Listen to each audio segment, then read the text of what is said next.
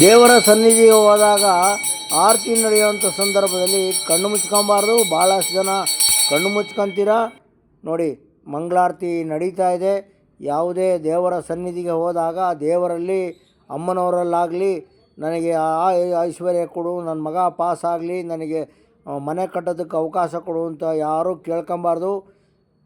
ಅಮ್ಮನವರೇ, ನಿನ್ನ ಕಣ್ಣು ನನ್ನ ಮೇಲೆ ಬೀಳಲಿ, ನಮ್ಮ ಸಂಸಾರದ ಮೇಲೆ ಬೀಳಲಿ, ಎಲ್ಲ ಸಕಲ ಜೀವಿಗಳಿಗೂ ಒಳಿತನ್ನು ಮಾಡು ಅಂತ ಕೇಳ್ಕೊಂಡಾಗಲೇ ನಿಮಗೆ ದೇವರ ಕರುಣೆ ನಿಮ್ಮ ಮೇಲೆ ಬರುತ್ತೆ ಅಂತೇಳಿ ತುಂಬ ಜನ ನನಗೆಲ್ಲ ಹೇಳಿದ್ದಾರೆ. ಅಶೋಕನಗರದ ದೇವರ ಸನ್ನಿಧಿಗೆ ಹೋಗಿದೆ. ಪೂಜೇಶ್ವರಿ ಮತ್ತು ಚೌಡೇಶ್ವರಿ ಜಾತ್ರೆ ನಡೀತಾ ಇದೆ. ಅದ್ಭುತವಾಗಿ ಪೂಜೆ ಜರುಗ್ತಾಯಿತ್ತು. ಹಲೋ, ಎಸ್ ನಮಸ್ಕಾರ. ನಾನು ಶಿವಮೊಗ್ಗ ವಿರೂಪಾಕ್ಷ ಸನ್ನಿಧಿಗೆ ಹೋಗಿ ಪೂಜೆಯಲ್ಲಿ ಪಾಲ್ಗೊಂಡಿದ್ದೀನಿ.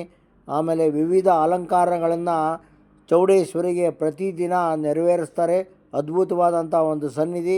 ನೀವು ಹೋಗೋದನ್ನು ಮರಿಬೇಡಿ. ಈ ವಿಡಿಯೋವನ್ನು ಎಲ್ಲರಿಗೂ ಶೇರ್ ಮಾಡಿ ಅಂತ ಕೇಳ್ಕೊತಿದ್ದೀನಿ. ನಮಸ್ಕಾರ.